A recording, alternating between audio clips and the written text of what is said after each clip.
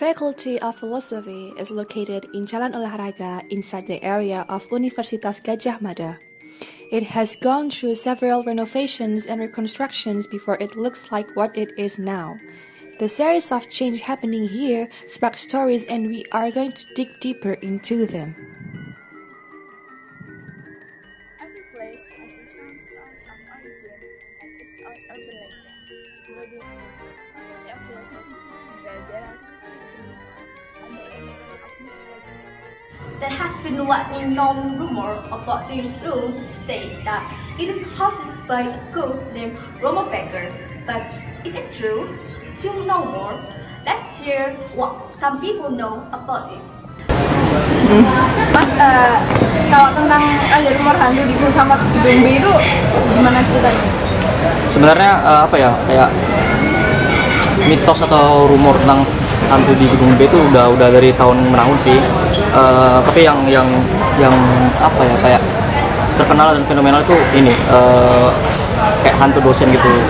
Itu kalau anak-anak filsafat seringnya sebutnya Romo Bakar. Nah, Romo Bakar itu atau Anton Bakar itu sebenarnya dosen metafisika dulu, tapi udah meninggal mungkin karena sakit ya dulu. Dan akhirnya apa ya, dari situ ada muncul kayak semacam rumor tentang hantu, tentang jadi ya kalau anak-anak filsafat ngomongnya hantu itu ada di ini, tinggalnya atau menetapnya di ruangan B301 situ.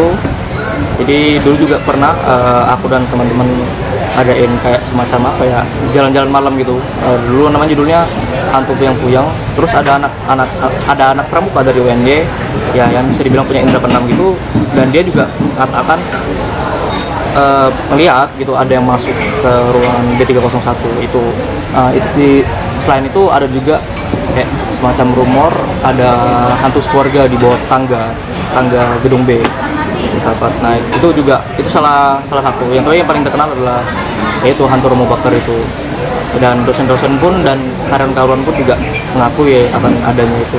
Tapi ya sejauh nggak bisa dibuktikan itu masih jadi rumor gitu. There's also a lesser known rumor about the ghost family that resides in this building, under the stairs of B building. Again, is it true?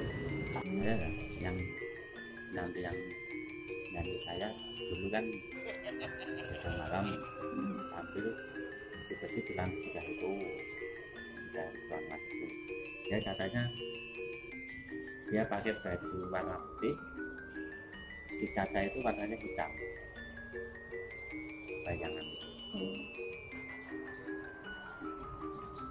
Kalau hantu di Fakultas Filsafat mungkin kita bilang sosok yang ada di filsafat itu sebenarnya sangat banyak, tapi sebenarnya apa yang dilihat seperti misalnya ada Romo Bakar, ada cerita lagi tentang mbak-mbak yang berbaju merah, itu sebenarnya adalah wujud-wujud dari cerita-cerita setempat.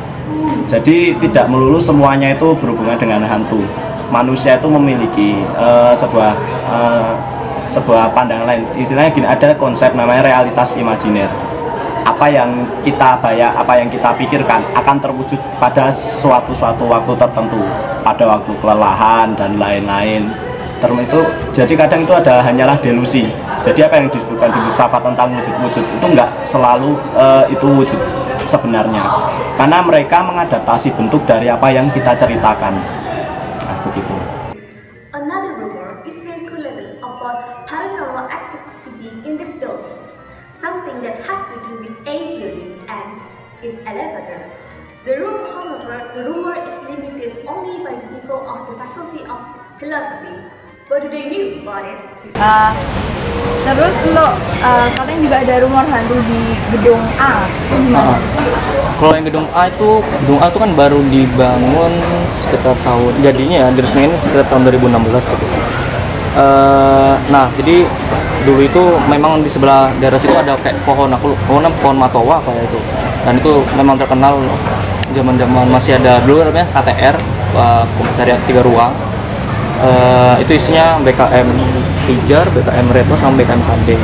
Nah, di situ jadi mereka kalau setiap malam itu kayak mereka sendiri, teman-teman alumni dan mahasiswa-mahasiswa yang lama itu cerita kalau kayak ada yang ngelempar gitu tengah malam. Nah, itu udah. Masih. Nah terus di gedung A itu kan gedung A baru bangun, jadi tuh katanya dulu tuh di situ ada pohon yang ditebang dan akhirnya penunggunya marah kayak gitu. Di situ terus kalau sepenangkapanku dan pengamatan sama teman-teman, jadi itu kan ada di gedung A tuh ada lift itu selalu berhenti dan bertiga gitu. Nah itu nggak tahu hal teknis atau hal yang seperti apa, tapi memang anak-anak anggapnya seperti itu. Dan dulu ada salah satu mahasiswa juga yang sempat lihat perempuan lewat di lantai 4 kayak gitu. Itu karena malam, dan aku dan teman-teman karena juga sering nongkrong di filsafat sampai malam kayak gitu loh. Itu jadi kayak ya udah biasa kayak gitu. Ya kita juga sering kalau misalnya ada acara, kalau ada kegiatan, ya kita harus kalau misalnya lagi pakai gedung A, ya kita pasti naik lift, yaitu dari lantai 5 pasti selalu berhenti lantai 3 dulu baru ke turun ke dasar. Itu sih, itu kalau di gedung A. Tapi kalau bandingkan A sama B gitu, gedung A sama gedung B, tapi lebih terkenal gedung B masalah rumor mitos seperti itu. Dulu yang pohon ditebang-tebang itu ada paranormalnya kan? Katanya sih udah disuruh pergi katanya ya. Tapi yang paling nggak di lantai 3 yang paling nggak mau. Yang paling nggak mau diusir istilahnya ya Pak. Nggak mau dipindah. Gedung A itu hampir setiap kalau saya juga sering kayak gini, kalau posisi lift itu menyala buka sendiri sampai lantai 3 nanti berhenti turun lagi. Berarti selalu berhenti di lantai 3 ya Pak? Lantai 3 atau lantai 4. After knowing the story of the myth from some people, we are curious, have they experienced it themselves? Has there been any eyewitness of the sighting of the ghost? Masih jawab. Pernah ada sighting penampakan gitu? Kalau kayak penampakan gitu, jujur aku belum pernah. Tapi dulu waktu pas semester 1, aku nulis artikel ilmiah gitu di lantai 2. Itu lantai 3 itu pasti nggak ada orang, kayak gitu, selalu nggak ada orang. Karena dulu waktu pas di kampus itu yang nginep cuma aku berdua sama Anto dan lantai 15. Nah di atas itu kayak ada yang geser kursi, itu benar-benar jelas. Itu jam 3 pagi apa ya, masih nulis itu. Nah tapi kalau kayak cuma dengar suara itu aja. Tapi kalau kayak masalah penampakan atau gimana, tapi bisa jujur aku belum pernah lihat kayak itu secara depan mata. Saat masa itu belum pernah lihat. Cuma dengar suara-suara aja. Dulu juga pernah di sekre itu, kalau di sekre yang sekarang, ya kayak ada helm jatuh sendiri, terus ada yang ngelempar buah dari luar tuh kayak ada yang ngelempar batu ke dalam kayak gitu. Nah itu teman-teman yang sering nginep di kampus dan nongkrong di kampus pasti udah tahu kayak gitu. Kamar mandi. Iya. Itu katanya Oh. Kalau yang di bawah tangga gedung B sini pernah dengar Pak? bawah tangga sini sebelum ini dibuat jalan, Iya. ini kan buat Perpustakaan. kita dibuat sekitar untuk ruang kegiatan mahasiswa. Itu kan sebelum buat ruang kegiatan mahasiswa itu dibuat pos jaga. Kalau tidak kita itu pasti ada yang jaga katanya. Tapi kan saya belum pernah sendiri. Kalau di Jalan Sosum itu karena banyak pohon, jadi mereka itu sebenarnya memiliki tempat bernaung, istilahnya rumah. Dan rumah itu sebenarnya ketika di Jalan Sosum mungkin yang lebih banyak terlihat itu biasanya wujud dari ada wanita berbaju merah. Itu kalau kita bilang namanya juga saya belum pernah kenalan, tapi maksudnya di sini adalah ada beberapa sosok yang sering terlihat, itu menunjukkan bahwa tingkat mereka lebih tinggi karena tidak semuanya akan mampu menampilkan dirinya kepada orang-orang yang tidak banyak memiliki kemampuan.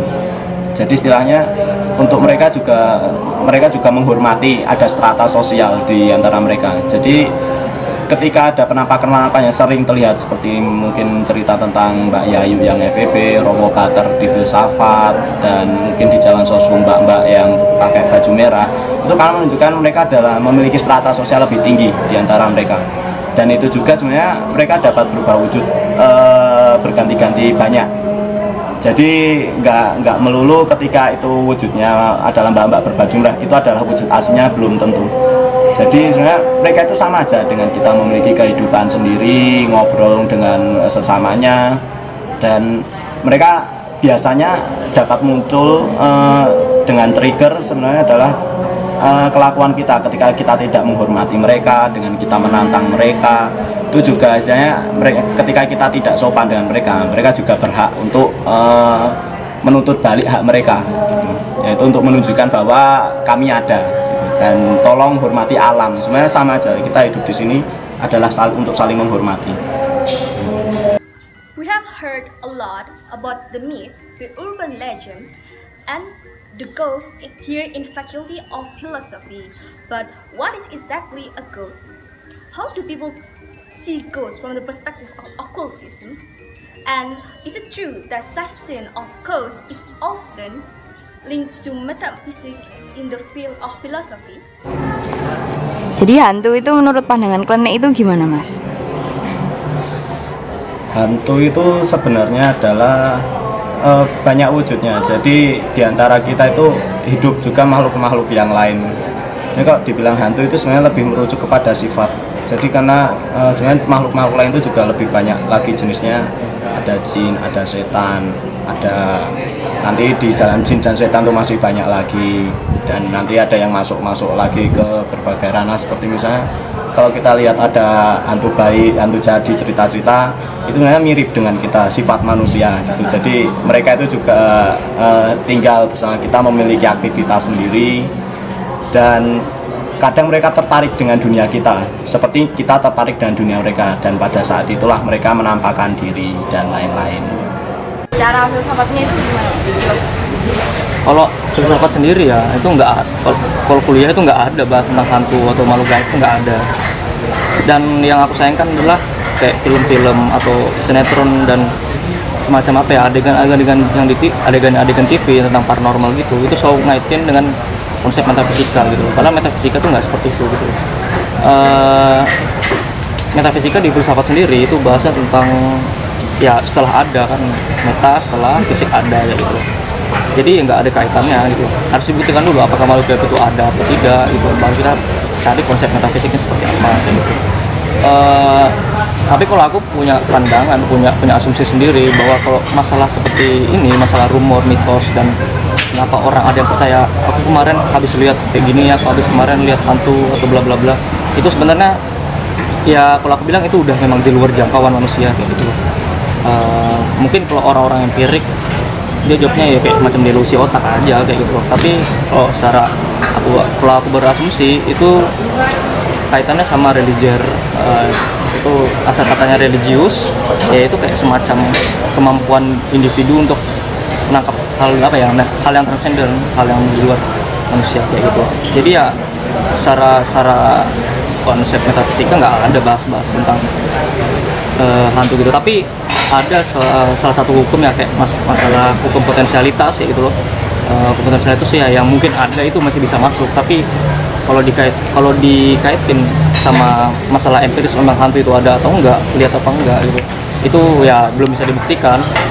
Tapi kalau di ranah fisika, ranah apa, ada memang ilmuwan yang mengatakan kayak semacam makhluk gaib atau makhluk halus itu bisa apa ya, kayak semacam di cross check itu dengan suara infrasonik kayak gitu, itu masih ada gitu. Tapi kalau dari filsafat sendiri nggak ada, belum ada masalah seperti itu. Itu emang ya kalau asumsiku tadi itu masalah religier individu, kemampuan menangkap di luar manusia seperti itu. Tapi kalau secara metafisik memang anak-anak filsafat tidak belajar masalah itu metafisik. After exploring this building, it is kind of strange that none of us can feel nor see anything these people talk about. Plus, we seem to not capture anything that can be used to prove this myth. How come that not all of us can see any ghost? How come that not every sightseeing can be captured with camera? Jadi buat orang yang nggak bisa nonton, memiliki kemampuan untuk melihat atau merasakan, kok ada kasus di mana pernah istilahnya diweru itu gimana, Mas? Sebenarnya kalau menurut pengalaman pribadi dan apa yang saya pelajari, manusia itu memiliki 3 pembagian, yaitu adalah pertama adalah yang sangat rendah untuk kepekaannya, lalu yang kedua itu yang peka terhadap keberadaan tapi juga jarang melihat, dan yang ketiga memang yang memiliki kemampuan. Dan sebenarnya semua orang itu memiliki bakat untuk bisa melihat, karena istilahnya mereka pun juga sebenarnya tidak semuanya dapat berinteraksi langsung dengan kita. Cuma pada waktu-waktu tertentu mereka dapat menampilkan wujud. Nah, itu termasuk dari adanya trigger, adanya keinginan mereka untuk memperlihatkan diri, untuk menampakkan eksistensi dan lain-lain. Dan biasanya kalau untuk orang-orang yang peka, itu mereka lebih mengerti keadaan seperti mereka merasakan ada sosok di beberapa tempat namun tidak dapat melihatnya secara langsung. Dan biasanya untuk orang-orang yang di tingkat kedua ini biasanya mereka dapat berinteraksi, misalnya ada sentuhan-sentuhan yang lebih banyak daripada orang-orang lain. Dan mungkin kalau untuk yang ketiga itu ya bisa langsung interaksi dengan langsung ke semua makhluk yang dari tingkatan manapun. Tapi ya sama aja sebenarnya. Ada orang-orang yang dapat melihat di tingkat ketiga itu pun juga, kalau menurut pengalaman saya, dibagi menjadi 2, yaitu adalah orang yang bakat alam, itu nanti ada terbagi dari indigo dan sekedar bisa berinteraksi. Kalau indigo mereka memiliki misi di dunia ini, jadi mereka memiliki beberapa kemampuan lain seperti penyembuhan atau mungkin pengusiran dan lain-lain. Tapi kalau untuk yang belajar, yang tingkatnya dari awal nggak memiliki kemampuan dan langsung belajar, mereka nggak sepeka terhadap orang-orang yang memiliki bakat. Jadi sebenarnya semua orang bisa melihat, tapi harus dibedakan juga karena tidak semua penampakan itu adalah nyata. Itu bisa menjadi sebuah delusi dari adanya realitas imajiner itu tadi. Saya ada beberapa foto penampakan yang langsung, misal aku raiso buka gitu. Intinya mereka itu juga memiliki hak dan mereka juga perlu memiliki kemampuan untuk dapat terlihat. Jadi seperti misalnya pada beberapa waktu dengan accidental, tidak sengaja ada penampakan dan lain-lain. Itu sebenarnya juga apa ya? Kita nggak untuk media, kita nggak bisa selalu mengabadikan, bahkan untuk orang yang bisa melihat ketika dia memfoto itu nggak selalu juga untuk bisa tertangkap kamera. Karena untuk hal-hal yang seperti kamera yang memiliki teori empiris untuk dalam pengaplikasiannya dan lalu diaplikasikan kepada hal-hal yang tidak empiris, itu juga tidak connect, tidak ngatuk kayak kamera. Jadi nggak ada trik khusus istilahnya bahkan untuk fotografi di dunia seperti ini, fotografi supranatural, itu juga tekniknya adalah memfoto sebanyak-banyaknya, dan biasanya yang tertangkap hanya sebatas orbs, karena itu mewujudkan energi. Tiap kehidupan memiliki energi, dan energi itulah yang terkumpul. With all of our findings by interviewing some people along with the library research that we have done, the story of the ghost in the Faculty of Philosophy can be said as an urban legend rather than a rumor. Why? Because one of the key elements in an urban legend is that it is a story that is retold long ago, in this case years ago. Meanwhile, rumor is more contemporaneous, meaning that it only exists or happens during the same time period. The story of Rama Baker, the mystery of a building elevator, and the lesser-known story of ghost family under 3 building stairs have been circulating in the Faculty of Philosophy for years, and some people have even experienced an encounter with the ghost and even experienced the anomaly of the elevator. However, there is no solid proof of the sighting, so we cannot say that it is fact. Does that mean that it is irrelevant? No, because in mythology, one of the key elements that it is not solely based on facts. So, do you believe that ghosts exist? Do you believe that this is urban legend? True? You decide.